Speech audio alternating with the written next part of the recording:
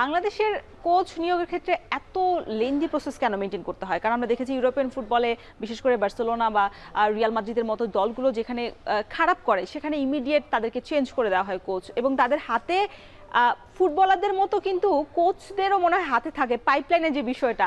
আমাদের দেশে এই প্রক্রিয়াটা এত ঢিলে ঢালা কেন? দেখেন, তাদের একাডেমির কোচ থাকে অনেক, তাদের আসলে কোচিং সিলেক্ট করার জন্য একটা কমিটি থাকে, ওখানে হাই প্রোফাইল কোচরা থাকে, হাই প্রোফাইল প্লেয়াররা থাকে, ম্যানেজমেন্টের মানুষ থাকে। ওই ধরনের হাই প্রোফাইল কোচ আমাদের দেশে আছে, ম্যানেজমেন্টে হাই প্রোফাইল প্লেয়ার আছে।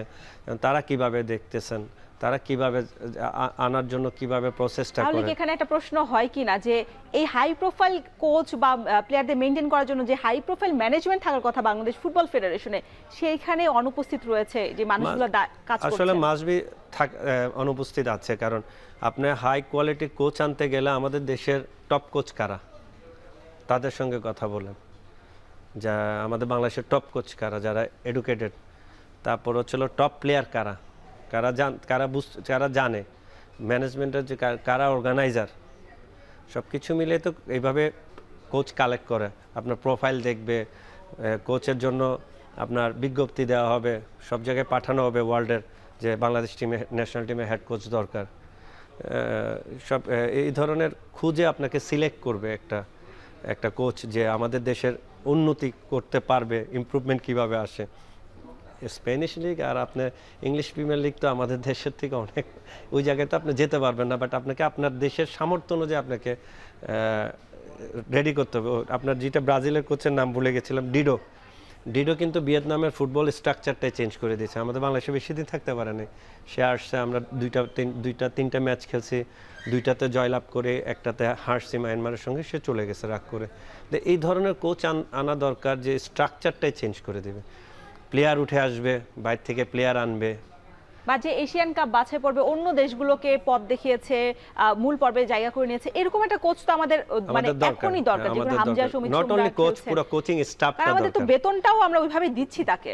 আমাদের কোচিং স্টাফটাই দরকার। আপনি দেখেন, আমাদের কোচিং স্টাফ যারা ন্যাশনাল টিমে আছে, তাদের একটা কোচিং স্টাফ আছে, 5-6 জন একটা গ্রুপ আছে। আমাদের 23-তে কিন্তু কোনো কোচিং স্টাফ সিলেক্টেড না, আন্ডার 20-তে সিলেক্টেড না, আন্ডার 17-এ সিলেক্টেড না। একটা কোচিং স্টাফ সিলেক্টেড থাকা উচিত 15-এ, 17-এ, 20-তে, 23-তে আর ন্যাশনাল টিমে। একই সিস্টেমে আপনি কাজ করবেন প্রত্যেকটা জায়গায়, একই ফিলোসফিতে আমরা ফুটবল খেলবো প্রত্যেকটা এজ ভিত্তিকে। ন্যাশনাল টিম যে ফিলোসফিতে কাজ করবে, এজ ভিত্তিকগুলো সে ফিলোসফিতে কাজ করবে। তাইলে 3টা বছর বলেন, 2টা বছর বলেন, 4টা বছর বলেন, যে কোচের আন্ডারে থাকবে, তার একই জিনিস কিন্তু আপনার শিখতেছে। এই কারণেই আমাদের উন্নতিটা হবে। 15-এ আপনি যে জিনিসটা শিখতেছেন না, ন্যাশনাল টিমে যে আপনি সেম জিনিস শিখতেছেন, তাহলে আপনার ওটা অ্যাডাপ্ট খুব তাড়াতাড়ি হবে। আমাদের আসলে স্ট্রাকচার বললাম না, আমাদের কোচিং স্টাফকে কোন ন্যাশনাল টিমে কোন আন্ডার 15-এ আপনার কোনো প্ল্যান নাই, স্ট্রাকচার কোনো কোচিং স্টাফই নাই। একই যে 15 নিয়ে কাজ করতেছে, সে 17 নিয়ে কাজ করতেছে, যে 17 নিয়ে কাজ করতেছে, সে 23 নিয়ে কাজ করতেছে। তাহলে আপনি এখানে কোচিং ইমপ্রুভমেন্টের কোনো জায়গা রাখেন নাই। যারা এক্স ন্যাশনাল ক্যাপ্টেন ছিলেন, এক্স প্লেয়ার ছিলেন, যারা লাইসেন্স করছে, কোচিং লাইসেন্স করছে, তারা এখন সব এজ ভিত্তিক দলের কোচ। তাদের কোচিং স্টাফটাই পুরো ন্যাশনাল টিমের একটা গ্রুপ। আপনাকে বিশ্বাস রাখতে হবে তাদের উপর। ইন্ডিয়া বিশ্বাস রাখতে না পারলে আপনারা রাখতে পারবেন না। কেন আমি চাই আমাদের ফুটবলটা চেঞ্জ হোক, আমাদের কাজের ক্ষেত্রে বাড়ুক।